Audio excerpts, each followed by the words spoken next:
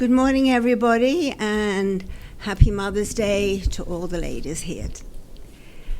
We are privileged to welcome today Professor Sthaneshwar Timalsina, the Nirmal K. and Augustina Matu Endowed Chair in Classical Indic Humanities in the Department of Asian and Asian American Studies at Stony Brook University.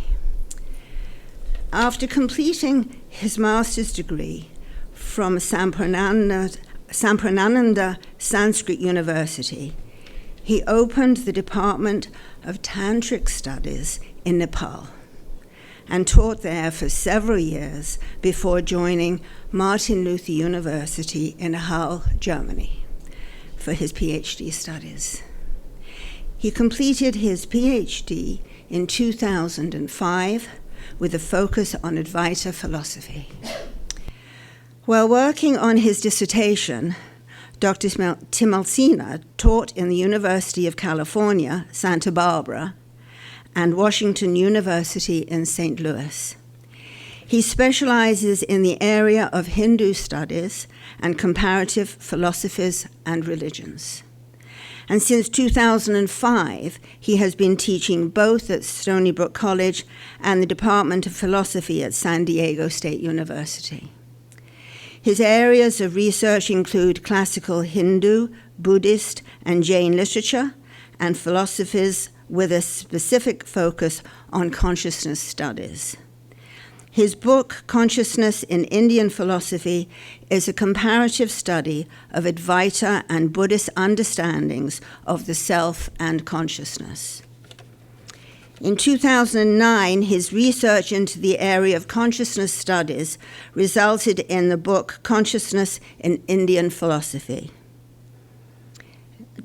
He then shifted his attention to tantric studies and published two books, Language of Images, Meaning and Visualization in Tantras, and Tantric Visual Culture, A Cognitive Approach. In addition to these books, he has published more than 80 articles in the areas of Hindu philosophy, tantric studies, yoga studies, and comparative philosophy. In order to disseminate philosophical knowledge distilled from various Hindu schools of thought, he launched the Vimarsha Foundation in 2010, and since then has continued to offer regular full courses through this forum. He envisions Vimarsha as a global school for learning classical Sanskrit-based philosophical and mystical traditions. The subject of his talk today is Mainstreaming Kali, the Advaita readings of the Shakta tradition of Kali. We are thrilled to welcome you again today, Professor. Vishwam darpana drisyaman nagari tulyam nijantargatam pasyanatmani maya bahiribodbhutam yatha nidraya yaha sakshat kurute prabodha samaye swatmanamevadvayam tasmai Sri Guru Murtaye namayidam Sri Dakshina Murtaye. Very humbled in this holy site that retains the fragrance from the feet of Swami Vivekananda, who brought the pollens from the feet of Ramakrishna Paramahamsa. I'm honored, and I'm here not as a professor, but as a humble child, with all thoughts suspended and frozen. When I go to school, there are all these notes and lecture plans and everything. My Guruji long ago told me, when I meet holy saints or go to holy places, I should free myself from questions, and I should open myself up for what unfolds there. I have tried my best to do so.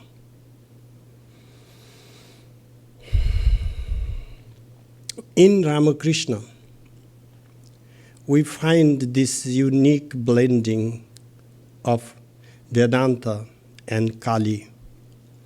For those who have not studied these two different disciplines, philosophies, they do not recognize the inherent paradox there of how to live this life, how to embody these two different philosophies. But if you expand, go physically there in Bengal or Nepal, I'm not too far from there, this is how people live. I grew up in Kali worshipping family.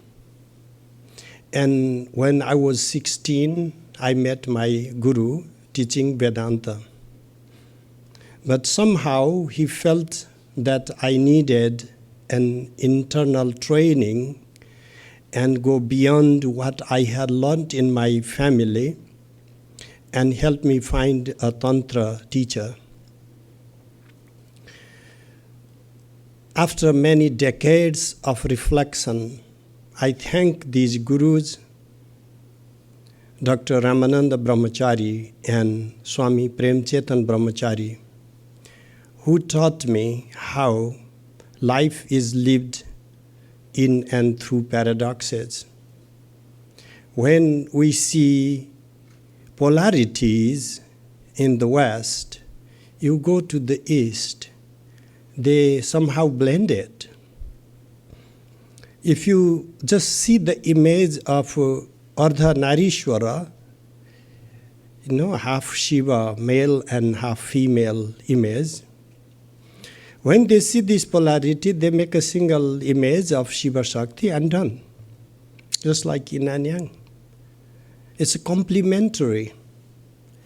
So the same way, making Vedanta complementary to Tantra, to Kali, and making Kali complementary to Vedanta was a deep need to actually live and practice philosophies. Of course, it took me many decades to try, and I'm still trying. We have three fundamental questions that we cannot escape from. Who am I? What is this world? And what am I ought to do? And we always look for an easy answer, a shortcut. We do not want to deal with paradoxes. We want a book that can tell us what to do. Vedanta is not that book, though. Neither is Tantra. Vedanta forces us to think within ourselves openly, question every single thing, and tells us that the absolute truth is not something you can question out. The truth cannot be denied. And Vedanta stands on this absolutely undeniable ground of self-awareness, that even the denial of it, even doubting about it, questioning about it, only confirms its constant presence. And I grew up both in secular environment, but mostly in ashrams and gurukulas, where everything was open to questioning. And Kali was this basis for questioning. Like children play and run and do all the drama, and when they get tired or hungry, they go back to the mother. We battle all day long as Pandits. And at the end, Kali is the refuge for us too, because our mind has limitations. And we need to recognize the limits to the extent to which our questioning can continue. That doesn't mean the search ends. That is where we go to our primordial nature of pure consciousness, and that is what Kali is. I will start from the simple paradoxes of life. The first would be, who am I? And every single thing told by others, you are a teacher, a father, a husband, a citizen of America. What is in it that makes me as me? What is the basis of my being? And from the language of Vedanta, whatever you call Brahman, from the language of Trika philosophy, that I am Shiva, all these are referring back to my own pure and pristine mode of consciousness that I am supposed to return to, that home that I'm constantly feeling in complete running out, conceptualizing and emotionally tying myself with my fantasies and never being fulfilled, and I'm more and more depleting myself, my blissful nature, in the quest for my complete satisfaction outside. But that journey does not need to be dry, for it can be sapped with devotion, like in the life and teachings of Ramakrishna Paramahamsa, that we can imbibe the philosophy of Vedanta with love of the mother. That is why I think that this is the time for us to mainstream Kali. Because when, forgive me, my own thinking, when Vivekananda brought Vedanta to America, that in itself was a daunting task. To mainstream Kali was not his time. Not in India, in Bengal, he didn't need to mainstream. Kali is in every doors and windows and closets. But I mean America. But 100 years has passed. The culture has changed. That is a broader understanding for those who want to understand. But then the question comes again, why? Why do we need this though? I already have my complete path. I don't feel incomplete in this thing. And for that, we need to reflect to the second question, because whether the Vedanta or Tantra, who am I? I'm the absolute true nature, the divine. There is nothing above and beyond me or below me, because my Shiva nature is what is this reality is woven with, that I am not separate from the fabric of being that constitutes you and the other and the world. Everything is woven with the singular fabric of pure consciousness. That is what I am, Shiva, or I am Brahman. That is the same thing. But then what is this world then that I am enmeshed with, and I have, whether choice or not, do I even have a choice? Or am I supposed to do something here, being in the world? And of course, these are relevant questions. And then we start seeing the approaches vary. The world is not very much real because we suffer a lot. I myself have suffered a lot in these past months or so with my own illness, my family's illness. And there is some family relatives' death, and all our own awareness of aging and all these things. India, Bharatabarsha, has lived for more than 2,500 years of wandering into this paradoxicality of life and suffering. Sometimes suffering becomes pivotal to our being. And we cannot deny that. And when you read Trikasaiva philosophy, Tantra, Kali, she's like, okay, I will deal with violence, and I'll deal with the disgust, and I'll deal with fear and anger and everything. My child, you can just play in my beautiful garden.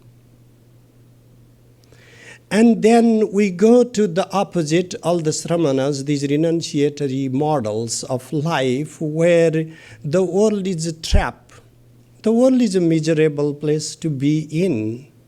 And you have to escape from, I don't know where you go though, but anyway, ideologically, you have to escape from this world, from bondage, from family traps. I know that, but you just have to run away from it. So you are not trapped with your family. Ashram is okay though.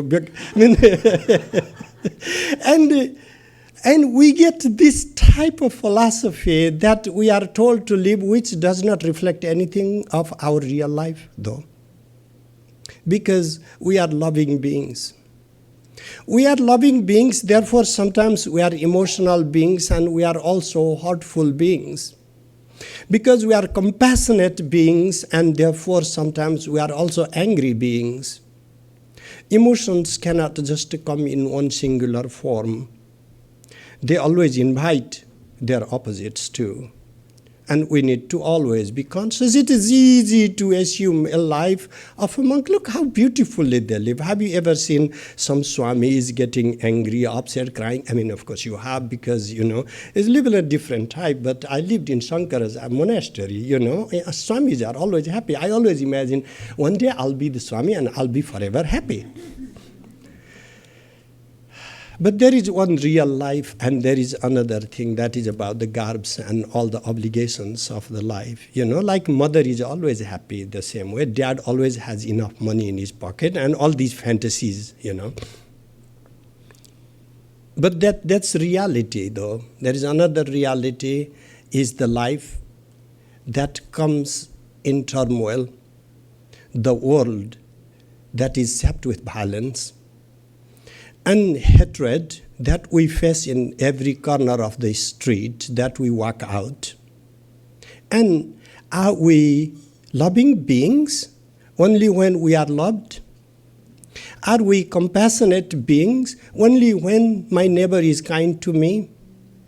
Or are we loving beings that the love of the mother is boundless and escapes those categories of returns, but is unconditional in the way that we can love those who do not love us. We can be kind to those who are not kind to us. That we can live in this utopia. Yes, this is utopia.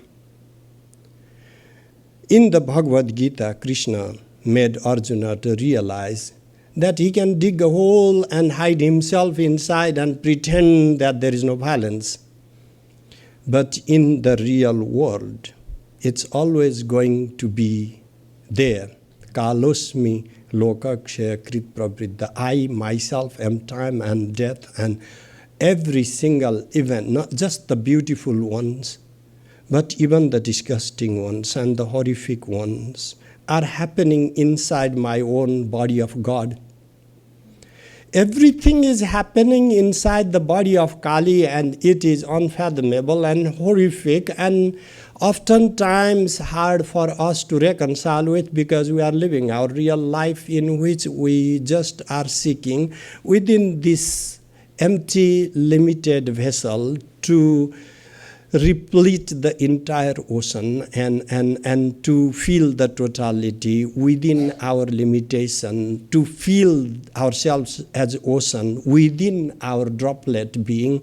And that is how paradoxical our real life has become. And for that, We need a philosophy of beauty. Kali is the philosophy of beauty. How can you even say that? My Western friend saw my beautiful image of Kali made by one of the best artists, and he was shocked, because how could something like that be beautiful? It's an acquired flavor, let me tell you. It's like, everybody can love the most beautiful one that appear to be, but not all those who win the global contest are the easiest ones to live with. So there is this beauty that flows through us and binds us within our heart to recognize what is this world. This world is a real expression of the Mother, not my fantasy. Your presence, your suffering is very much real, and my actions in this world are very much real.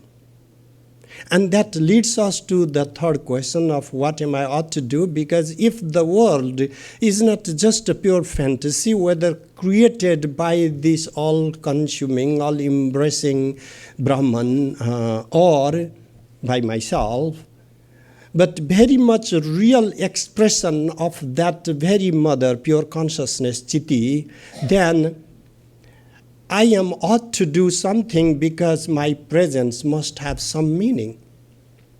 What it does is it forces us to live a life with an actual plan to unfold that meaning. Someone would say that that meaning is given by God to you. That meaning is predetermined, and that you have within these books or these lines already written down what you are ought to do. That would not be fun. That would not be dynamism of Kali. You all have seen the dance of Nataraja, the dancing Shiva. You have seen this dancing Kali. Kali cannot sit quietly. That would not be Kali. Time never stops. That would not be time if it will to freeze. What is this dynamism then? Change. I am changing. No matter how much I keep repeating that I'm this absolute being, changeless, I'm parroting some books. All that I experience about me is changing. And I have to acknowledge the change within me. Just because I change doesn't mean that I'm just about to perish. There are some changing realities, like a river. You can always say Hudson is not real because the water, whenever they named it as Hudson, doesn't exist anymore. Those people who named that river Hudson were not idiots thinking that it will freeze there and whatever the water. What they meant by Hudson is a designation for that flow. Hudson is real and Hudson doesn't stop flowing. Life is real, but it doesn't stop flowing. My being is real and it is dynamic. My consciousness is real and it is constant, but this consistency, this continuity is not suspended in time. It's not a frozen picture of reality. That is how we need to acknowledge, to realize, to mainstream Kali is not about bringing yet another statue in the West. To recognize dynamism in life is our ability to recognize change, to embrace change. And that is where we will have a deeper understanding of what we are ought to do. Because if there is even a tiny bit of better thing we can do, that's what we are ought to do. But before that, what we are ought to do comes from our relationship with the world. And that our relationship with the world is possible only when we have even some recognition of who we really are. Who am I? That is not a question that we can deny. And all the answers given by the rishis or the sages or the prophets will not bear any meaning as long as that question does not arise in your own heart. These are personal questions. And as long as this question arises in our heart as a faith category, it does not emerge as a question, as a real question either. Because reality itself, from the Trika or Tantric perspective, reality itself unfolds in this very inquisitiveness, in this questioning. Anuttaram katham deva sadhyaha kaulika siddhidam. O Lord Shiva, what is this absolute, transcendent, unsurpassable consciousness? That the divinity herself is asking her own half to recognize her own true nature, as if that is ever hidden from her. The primordial dialogue is the essence of our being. We are questioning beings. There is no sin to questioning. Only that we need to learn how to guide these questionings in a proper direction, that we are not questioning some meaningless things. What is the total population of the world right now? I'm not saying that's just a meaningless question. It has more planning and everything, but you will have a different number every single second. Therefore, you are never going to get the absolutely correct answer to that question. And you can die unsatisfied, never finding a real answer to the question. My own absolute nature, that I'm living, my existence, my being, depends on my realization. And therefore, this is not a question that we can avoid. But this question is coming from the mother, Kali, asking Shiva, her own being, her own essence. And this primordial questioning, prashna here is not a question in that sense, because we are always looking for an answer so there can be a fulfilledness, that I don't want to have that question anymore. What is your name? I'm John. I'm done. You can't keep asking, can you tell me your name again and why it is John? But this is not a question. My being is not a question that has a termination of questioning, because that would mean that my very being, this inquisitive, would have to be suspended.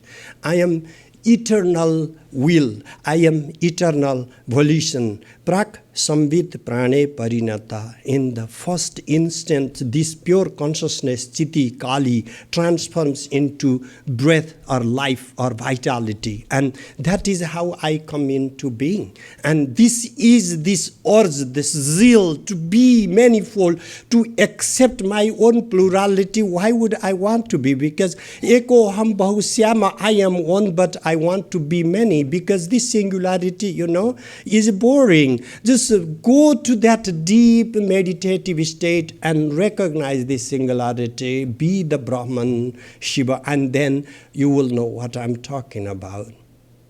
When we are tormented by the thrust of the world and unsatisfied, and this singularity sounds to be the most appealing thing. But when you ever go to Samadhi state and recognize your oneness, what next? The world as an expression of that singularity. Yasyonmesha nimesha abhyam jagataha pralayodayau tam shakti chakra vibhava prabhavam shankaram stuma. That its own closing and opening of the eyelids is the expression and dissolution of the manifold of the world. That is what is also the opening and revealing of the will of Shaktis, That is what the expression of Kali and of returning of Kali into her own primordial nature. That these philosophers called Prakasha and Vimarsha, that consciousness itself has a twofold nature of illuminating things and recognizing itself, being aware of itself at the moment of cognizing the world. And that is how being aware also of the world. So if I am aware of myself, I will also be aware of you. When they say that when the great sages are aware of themselves sitting in samadhi, then they have forgotten the whole world, because they have not understood the play of Kali, or pure consciousness, how it works. If I recognize who I am, I will also recognize who you are. I will also recognize your suffering if I ever recognize my own suffering. Because as long as I am recognizing my own being in isolation of your presence, I have not understood Vedanta and I have not been close to Kali. But if I am surrendering to Kali and I have understood Vedanta, the singularity of the pure Brahman, then I am recognizing myself, and that self includes you. And your pain and suffering becomes a part and parcel of my own pain and suffering. Your happiness is also integral to my happiness. And that gives us what am I ought to do. That gives us the Vedanta mission of Swami Vivekananda or any other great saints who have come before us, who have showed us that in this world, as long as there is Kriya Shakti. What is Kriya Shakti? The power within us to act. Kriya Shakti is Kali. The power of action is Kali. And we are ought to act. Because that is when we let Kali to express ourselves. As long as we are recognizing ourselves as a completely dissociated being, separate from the absolute nature, our actions are not aligned. We have not recognized our action as integral to the being and expression of Kali. Only we are acting for the satisfaction of the ego. We have not allowed this bodily ego to dissolve, to let us be that flow. But when we are willing to let go of our individuation, and we are willing to be one with that flow, then within that flow, within that dynamism, we recognize the presence of Kali driving us towards action that guides us crazy, makes us sleepless, because a personal satisfaction is no more the final goal. That is what we are ought to do. That is what Vedanta leads us to. So what happened in the middle?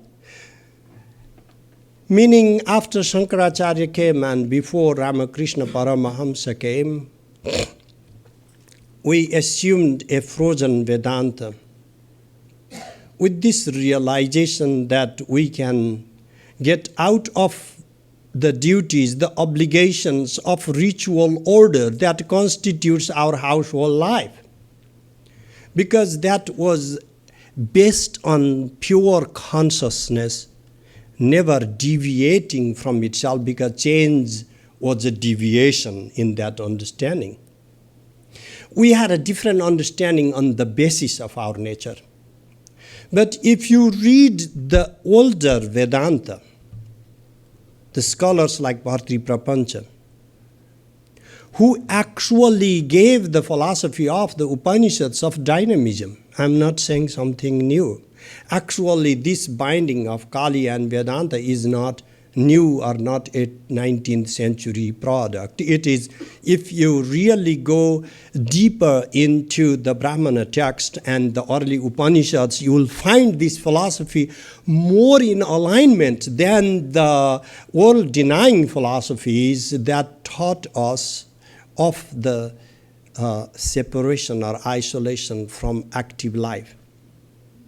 Because there never is. Nahi kaschit chadamapi jatu tishtatya karma krit karyate yavasaha karma sarvam prakriti jair gunai. Lord Krishna says, you say you don't want to act? No living being can ever sit without acting. Even if you sit, you are sitting actively. Even when you are sleeping, there is an act of sleeping. You can never free yourself from action. As long as there is thought, you are thinking, acting. You can never separate. The idea was that we thought this ichha, kama, was the fundamental bondage. We should not want anything. So when I meet spiritual people, and in that sense I am trying to just be outside of that crowd, I find these spiritual people who say, I have no desire. I have freed myself from all the desires. Because they have taken to the heart that to have desire is like sin, like leprosy. To want something is fundamentally wrong. And whenever we want something, we try to deny it as much as possible. Our spiritual life becomes a life of deception because we still have desires. And it is like every week confession time. Ramakrishna, I have sinned because I have desired. I was like, what? I always desire things. What do you desire? I desire to dissolve in the mother. This is the higher form of desire within which Ramakrishna dissolved himself, that the very desire, Ichha Shakti Mahatripura Sundari, the very power of desire is the mother. Desire is not separated from the mother. And you cannot separate the mother from the Brahman, from the absolute, from pure consciousness. Because dynamism, its very active nature is what we are talking about when we use the word the mother, the active dynamic force that makes the absolute to unfold in this manifold. And this desire is intrinsically woven with our being. That's why if you read the earliest of the texts, like Nasadiya Sukta in the Rig Veda, Kama tadagre samavartatadi. There was in this absolute was kama, this urge, this desire, this zeal. And that is what allowed this unfolding of the manifold. So therefore, when I think through the Upanishads, or when I reflect on the life of Ramakrishna Paramahamsa, or even in our own limited life of coming within that culture of worshipping Kali while studying Vedanta, these all instances lead back to me that it's not a denial of desire, it's a cultivation, it's a purification, and it's aligning of my individuated desire with the flow of the totality, the desire that is weaving this reality and expressing into the manifold. And therefore, to recognize Kali would be to recognize what constitutes the internal flow within myself, that I do not separate myself from the flow of this totality. I align myself within that flow. So therefore, my zeal, my desire becomes one and the same with the central thrust of being, the desire that Mother Kali is. I would just like to stop here so we have time, enough time for... We have plenty of time. Beautiful. Beautiful.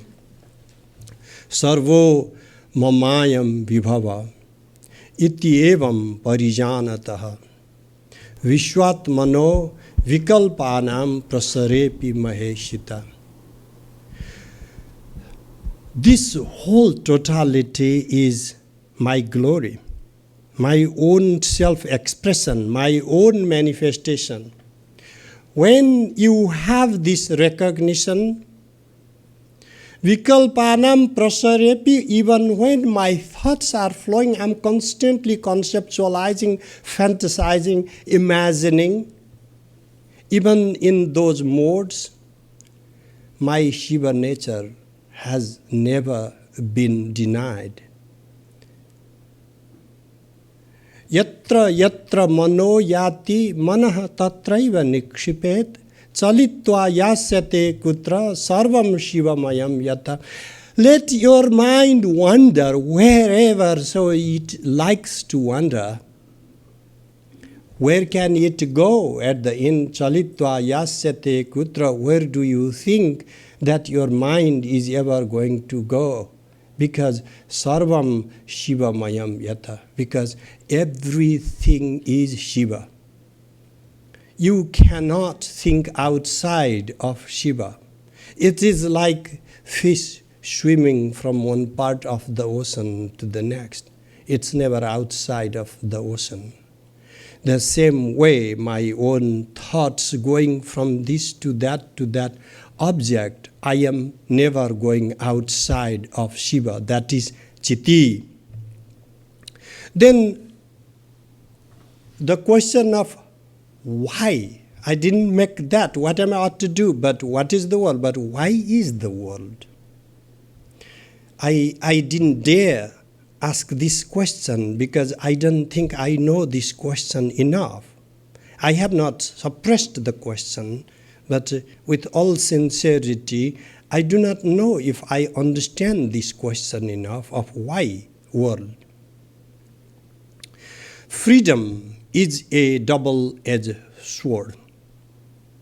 We have been experiencing that in our society today. If you love freedom, freedom sometimes invites its own termination.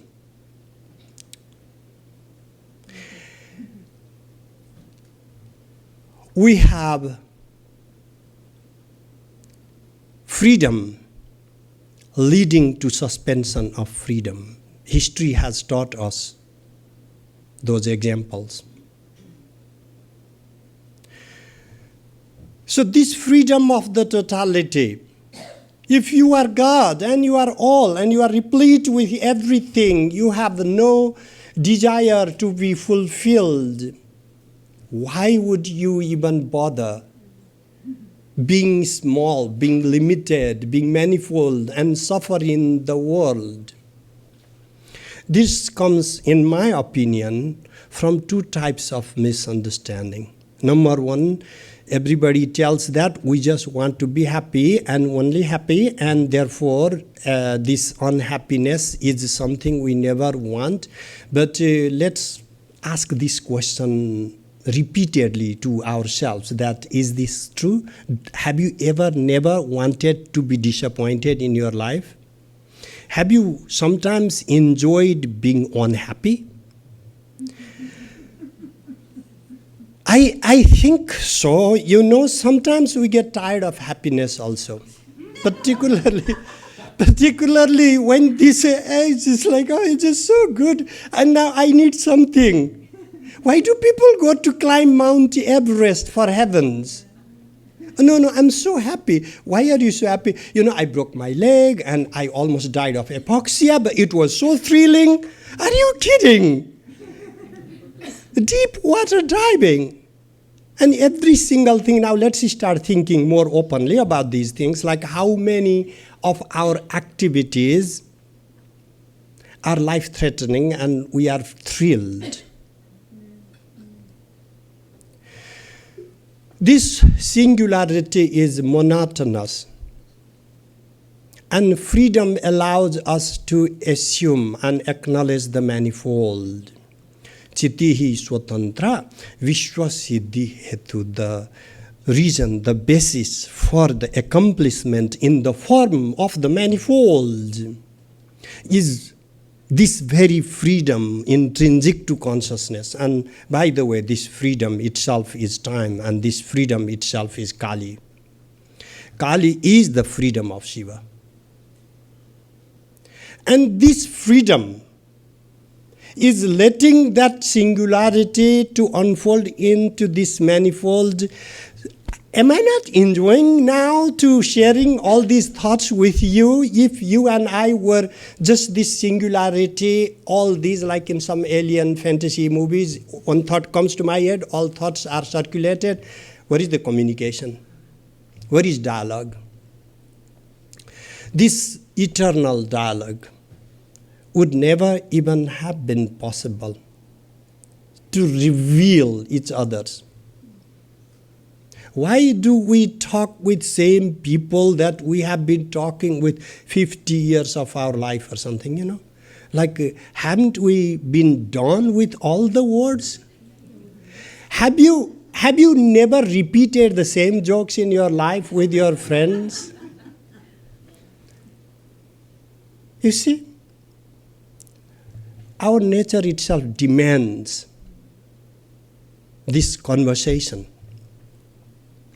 So our originality is not to be bereft of speech, bereft of language, because Vach, the speech, is Kali. And where is this Vach residing? Me, I am Shiva. So when we think, let the speech dissolve and let me not have any speech anymore, let me not have any thoughts anymore, where do you think this thought goes to? This thought goes back to revealing my own pristine and pure consciousness nature. But this still stays in the form of speech, Paravaj, Para the goddess.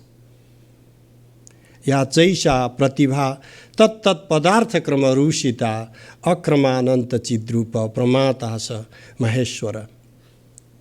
So this pratibha, self-revealing, intuitive, pure consciousness, unfolding in the successive form of the manifold that resides in that very heart of Shiva, that transcends succession, that is akrama, beyond succession. So this is the another paradox of transcendence and immanence, that pure consciousness resides within itself, and at the same time it also expresses itself into the manifold. And these sages are saying that you could be in absolute samadhi and be active in the world too at the same time. And for us, thinking from this limited well that makes us the best frogs in the well, we see the paradox in the life of these great saints. How could they be in samadhi and be actively working in the world too at the same time? It doesn't make sense. But of course, we are being sincere based on our horizons, that in this limited light we have, that we can't be in our true nature and at the same time live this life of dynamism too. But once we allow this limitation to dissolve, we will be aligned or in the flow of that absolute that in itself is dialogical. That in itself is integral with Kali, integral with speech, and that makes it constantly inquisitive.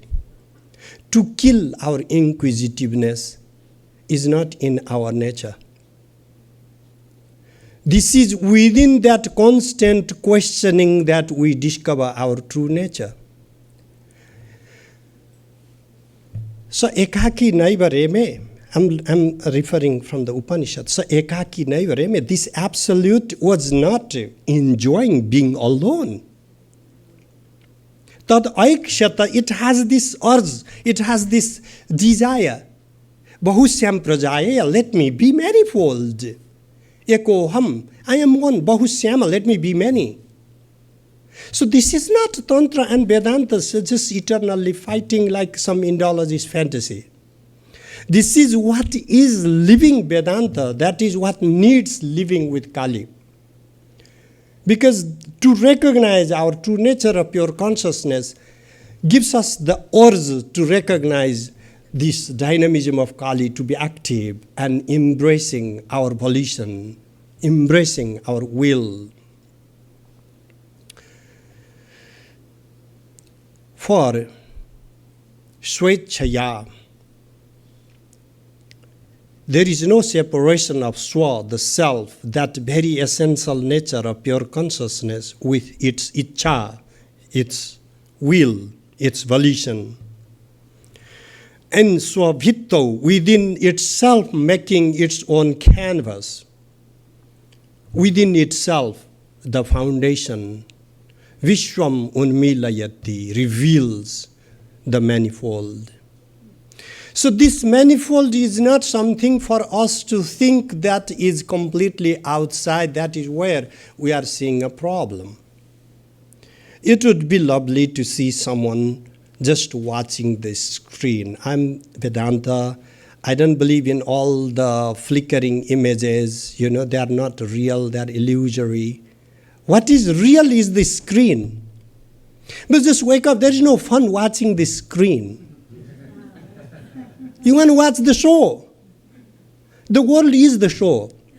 Mother is that screen, pure screen. Babaji, Lord Shiva, Brahman, pure consciousness is that pure screen. And in that pure screen, we have this show, doesn't last forever. But you know what? Be happy it is even there. There is some show going on. It's better than no show. So this life sucks. But there is no other life. There is no termination of life as a good thing. So just be happy with what we have. And this is the philosophy of the mother. Okay, baby, I couldn't give you full cup, but can you at least drink what you have and then just, let's start from there. Life is so empty and I want to get out of this. Just be a gracious child. There is something for you to drink from the cup of the mother. And you are made as the drinking subject, separated from the drink, that you can actually enjoy the act of drinking. In that singularity, there is no drinking subject. There is no drink. There is no act of drinking separated from the drinking subject. In that foundation, in that basis, everything is but one. And then, where is fun? So this division, yes, as a consequence, it has brought miseries. Yes, as a consequence, it has given us all these anticipations and never fulfilling flow of desires. But at the same time, it has made us recognize our own essential nature, even when expressed in this fabrication of the will, expressed in this fabrication of dreams and illusions, and hopes and fantasies. There is something that we still can glean. Our hope, our contentment, and our possibility to return back, our possibility to retrieve back to our true nature. There was one great saint named Utpala. And he had this great recognition of himself as Shiva. He called it Pratyavigyana, recognition.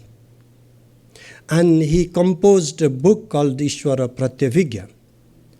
And the first verse he writes, Kathan Chirasadya Maheshwarasya Dasyam Janasya Pipakara Michan Samasta Sampati Samavapti Hetu Tat Pratyabhigyam Upapadayami.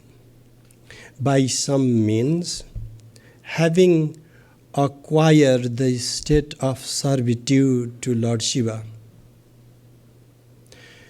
for the welfare of the world, I am composing this recognition of God. When he recognizes himself as Shiva, He is not saying, I'm now God. Your job is to come and worship me. He's saying, I am now the true servant of God. Ramakrishna is not saying, now your duty is to come and worship me, because I'm not different from Kali. He lived a life of a servant to Mother. Shankaracharya says, Samudro hi taranga kvachana samu satyapi bheda pagame natha tavaham namama kinastam samudro hi taranga kvachana samudro na taranga. He comes to this realization that I am the Absolute. Satyapi bheda pagame, Lord, the difference, the distinction between me and you is gone. But keep this in mind. Lord, I belong to you and not that you belong to me. For when you recognize that the tides and the ocean are both one and the same thing, we still do not say the ocean belongs to the tides, but we say the tides belong to the ocean. This recognition of singularity, the realization that you are God, does not result in self-worship, but in recognition of servitude, that this comes with the gravitas. This realization gives us that within this body, I have had this revelation, and now, oh my gosh, how can this even be possible? So let me become the servant of God, of the Brahman, of Shiva. This surrendering, unconditional surrendering, is also an expression of love. And this is the grace of Mother Kali. Because if we have this unconditional expression of singularity, somehow we recognized our own oneness with the totality, but we did not have the grace, the love of the Mother. We turn into brats. I'm the Brahman, I'm God. Job done. You guys are sinners. Or whatever. So this is then you can see the division is not gone. As long as there is no dawning of humility, the division is not gone. And that is why this central devotion is essential even after the realization of oneness, and that is why it is necessary to integrate Kali within our sadhana of Advaita Vedanta. I would now like to stop so that we... I would love all the questions. I run Bimarsa just for the questions. Thank you so much. Namaste to you, Professor Timalsina, and nice to have you back again. It's an especially beautiful coincidence that it happens to be Mother's Day today. Happy Mother's Day. How many of you are happy mothers, though? No.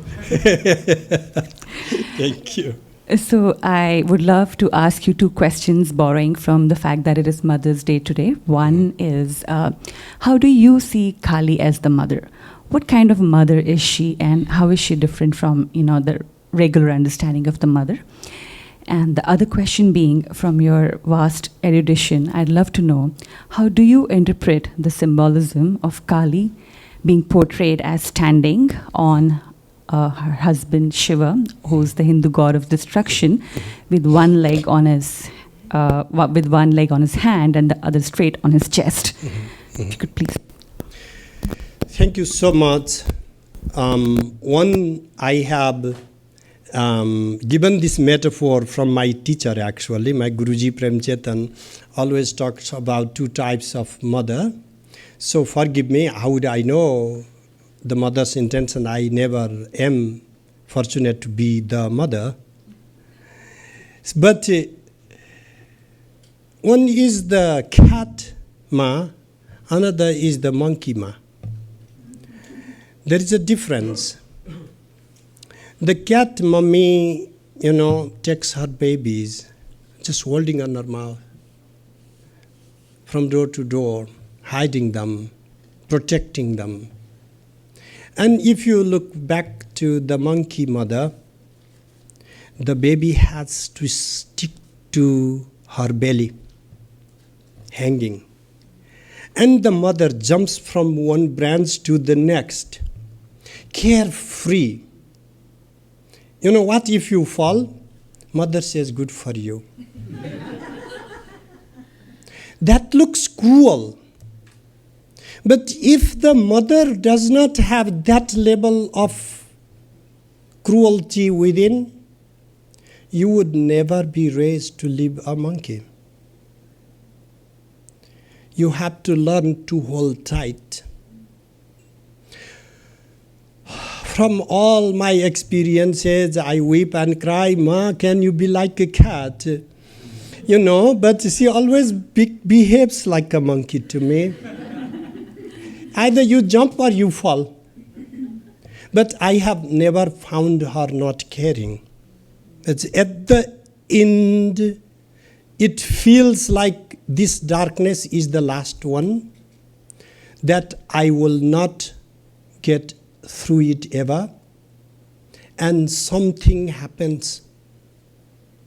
Unpredictable, completely unknown faces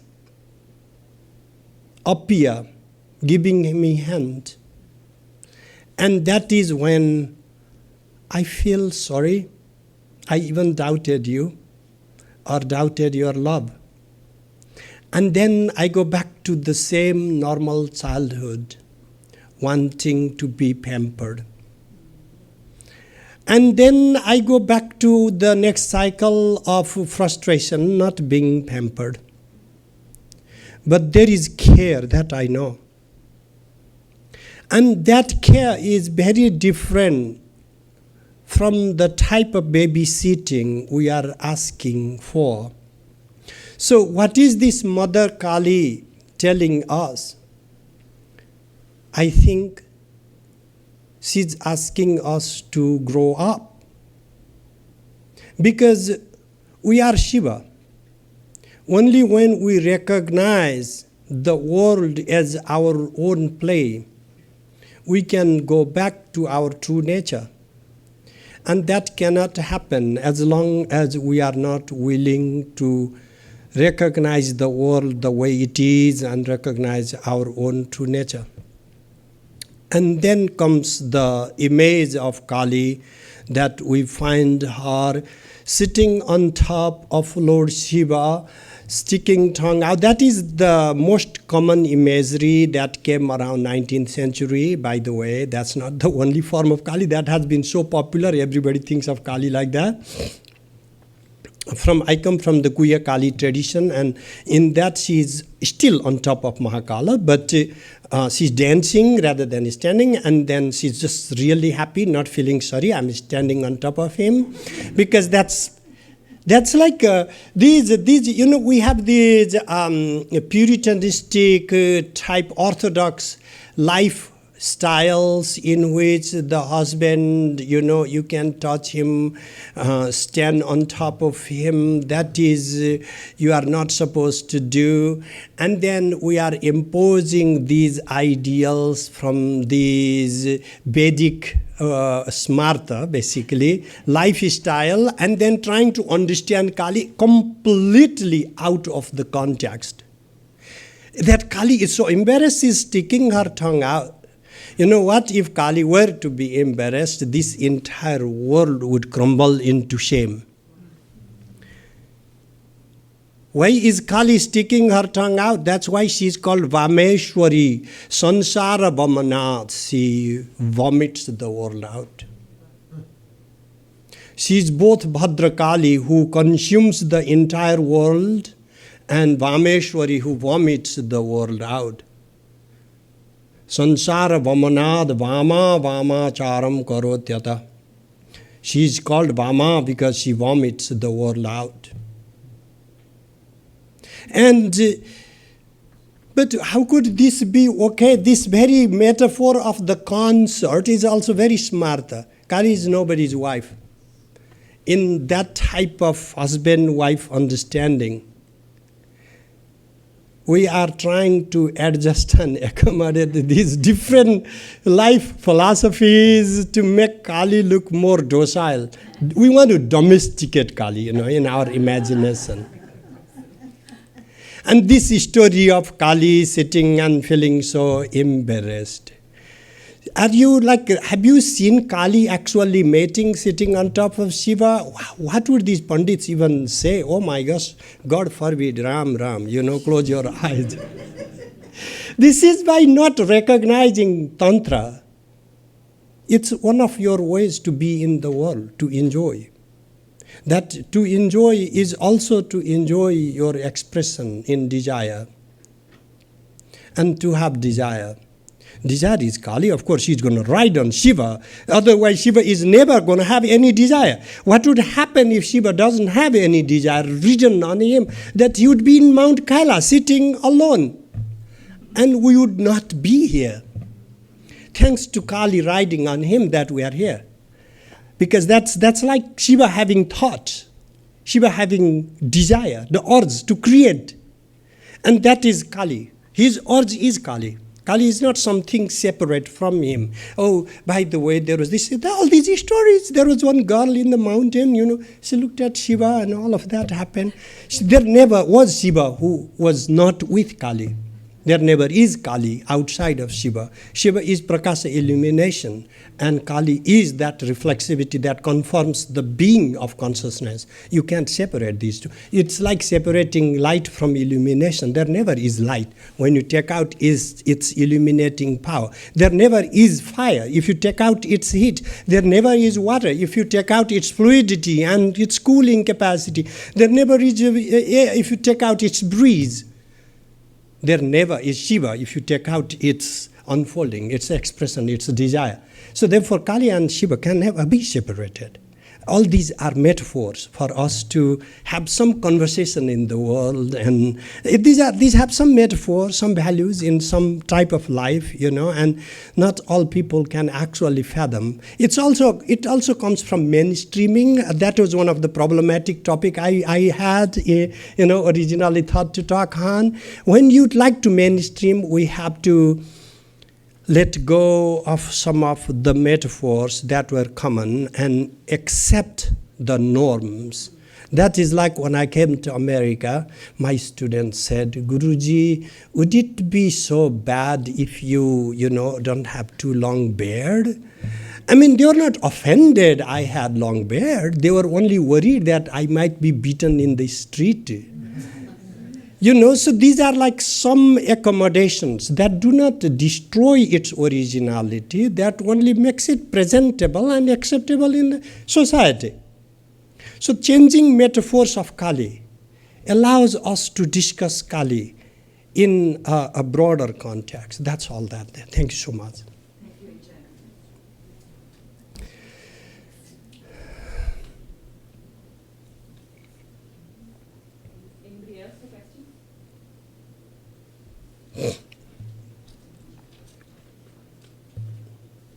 So, Professor, this is a very non-dualistic center. So we hear a lot about all the Upanishads. What could be a good way to understand mother worship, or just understand the philosophy first? Some suggestions, yeah. If we open ourselves up to deviate, it feels in the beginning like as if I'm deviating, and read some basic Trika materials, like I would say Pratyabhigya Hridaya by Kshamaraj, a very small book, just 20 stanzas.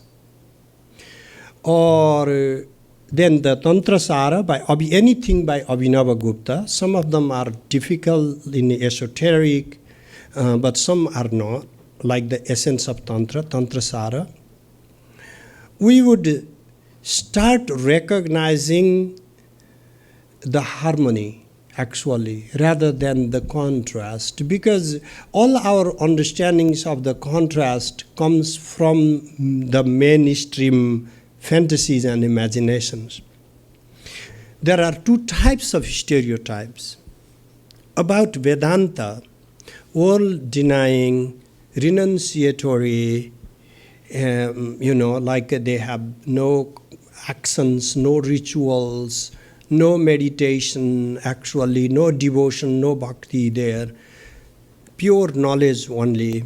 That's the stereotype about Vedanta. And if you are grown up in this Vedanta center, that is just not what it is, actually. And then the other thing about Tantra, like how can you practice Tantra if you do not drink, you don't eat meat or fish, you don't eat even garlic and onion, you are a fake tantric. Most of my students know I'm a fake tantric because I don't do any of those things. Not that I cannot. I'm not trying to abide by the smarter rules of what to be eaten or not drunk or something. But that gives with freedom. What they are not understanding, the very premise of Tantra is it is the philosophy of freedom.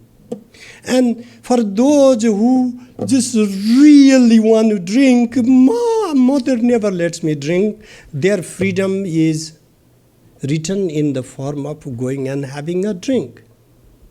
But when you do not really feel so repressed, God, can I just ever be free and go and eat some beef?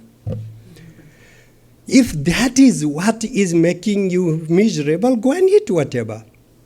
But that is not freedom. That is only what was repressed within you and you revolted this and then done.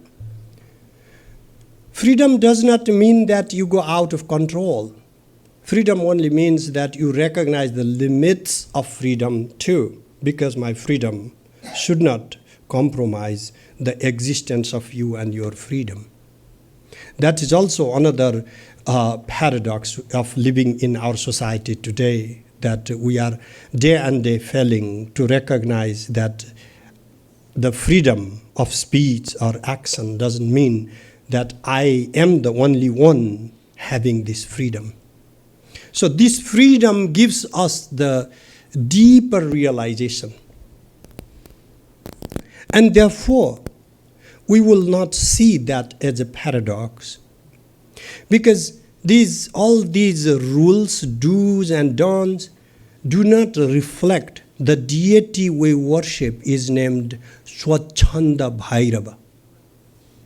Swachhanda. I don't follow anyone's rule. I abide by my own self-imposed rules. But what is my rule? That is for which I need to really go deep to recognize who I am and what the world is, so that I would align with the rules. Even Lord Bhairava has the rules. Lord Bhairava is not ruled by somebody, but he's not out of control. He controls himself. That is yoga. So therefore, there is no real paradox or contradiction in living with Kali, because it comes from the fantasy that to live with Tantra is to become a ghoulish person, to live in cremation ground, to eat maybe even some human excretes and flesh and whatever, go crazy, muttering nonsense. And that is what we have imagined about Tantra. That comes from some extreme stereotypes. We are not allowing the best of the philosophy of Kali.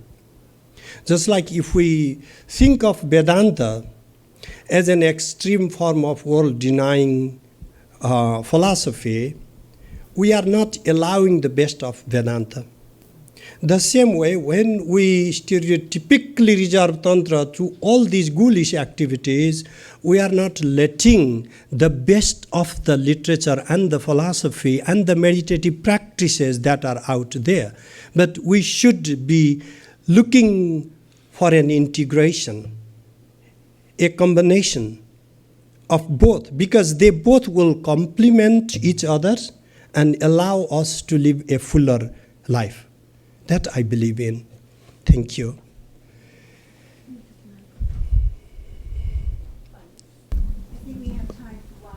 Oh, hi.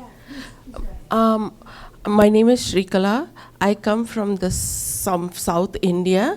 I was raised in a Smartha Brahmin family where we did all the Vedic rituals, and along with that we would also go to Kanchipuram where we would visit the Kamakshi Amman temple. And so my question is a very practical question, a little follow-up on that. When in the South, it is common to worship the Devi, and it's also very common for women to get together and recite Lalita Sahasranamam, Saundarya Lahari. And but then I'm now learning more about this tantric way of worship, where Kamakshi Amman is also a Shakti Peetam. She's Lalita Tirupura Sundari, and Lalita Sahasranamam is a tantric mantra too. It can be recited. So the question is, what is the difference between these two forms of worshipping the same Devi, and how does that change the experience of the devotee? One beautiful thing that this South India in the later 20th century, actually, it feels like it was always there when we grow up in that environment, but it is a very recent phenomenon actually to mainstream Lalita Amba and mainstream Lalita Sahasranama also. But again, it's about imagination of if there is this tantric thing, then that is maybe very different from what we are doing of Lalitamba. No, there really is not. Because there are so many different acharas within Tantra. So what people do when they are practicing Kaula Achara, there are these two different type of Kaulas, Uttara Kaula and Purva Kaula. And there are these Samaya Achara, and there are many other Kerala Achara and Bandikera. So there are like 64 different types, modes, acharas, Dakshina Achara, the Bhama Achara, the left-hand practice and the right-hand practice. It is not ever the case that you have to do only this way. You have that freedom to do whichever the way it fits. But because you have the freedom to worship the mother by drinking and eating, and also as a yogi only drinking breath and only eating leaves, that does not mean that you will be the same person whichever the way you live. My point being, we will have the same recognition of the absolute, but based on the lifestyle we have chosen in these practices, the consequence, post-realization life is going to be determined. Meaning someone acting violently in the worship of Kali will embody more and more violence within. I'm sure many of you have done mantra practices. I do teach mantra practice. One of the essential things for any serious sadhaka to know about mantra practice is if you sit in meditation and start doing the mantra when you are very angry, your intensity of anger next day will go tenfold. You may roast your brain. If you are sitting in meditation chanting mantras when you are having deep love feeling, your capacity to love will go tenfold next day. try experimenting with love, with arousal, with anger, with disgust, with hatred. Let yourself, because it's in the lab, people do all experiments, but this is an internal lab. Meditation is an inside lab. You don't keep experimenting forever because it will mess up with your head. But it is okay to try a couple of times and to see that, yes, you can meditate Kali, embodying violence, but you are never going to be a peaceful person. That is why you see some of these Kali worshippers always angry, and always restless, because they have practiced the same mantra, but in that different circumstances. Therefore, how we practice it? Are we filled with devotion when we are doing these practices? Or are we, that is why people like what we say, you are into sadhana, then you should have these deeper realizations, deeper, higher goals. And that is where, again, I should come back to Vedanta, that what does Vedanta do? It gives us the purpose, a real purpose, that I'm not going to just do some mantras so my neighbor is going to get some stomach ache, My purpose of meditation and practicing of these mantras is for me to liberate myself from karmic bondage. If we do not have Vedanta, Tantra can be frightening. If we do not have Tantra, though, if we do not have Kali, Vedanta can be aimless. Why are we trying to realize ourselves? We are told this is it. There is no why. This is what we are ought to do. No, there is a deeper purpose even in self-realization. It gives us the mission to live life and be part of the world. So that is what Tantra is going to give to you. But if you are already practicing Shakti, why should you come to Vedanta? Is because then you will not have all these fantasies of the magic and killing and violence and all these desires to fulfill, because all those tantric practices aiming to fulfill little desires are tying you down further and dragging you deeper and deeper into a well of never seeing light. Therefore, just because you practice the same mantra doesn't mean you get the same realization. It's like money. You give to a good person, he might do something good. You give to some bad, evil person, he's not going to do some. Mantra is power, Shakti. You give power to good person. Making good is Vedanta. Giving sword is Tantra. You know everything is one and the same world, but you are powerless. What is the point? You know what needs to be done, but you can't make any difference. You are going to be frustrated. You have a lot of power, but you don't know what you are ought to do with that. You are a dangerous person for the society, for your family, for yourself. You might cut yourself. That is why, again, coming back, we really need an integration of Vedanta and mainstream Kali. Thank you so much. And thank you so much for all the mothers for bearing with kids like myself. Professor, I've had a wonderful time, and I think everybody else here has too. Thank you so, so much. It was just extraordinary. And please do come back. Thank you so much. We might all follow you to Stony Brook. Please come to Stony Brook. I don't know when they are gonna actually, but I have commissioned the statue of Kali. All of you, when Mother comes, all of you have to come. When is this? I've commissioned the statue in Nepal, and I will absolutely share with you. Yeah, please let us know. When it happens. Yes. Thank you. Thank you so much. Thank you. Thank you.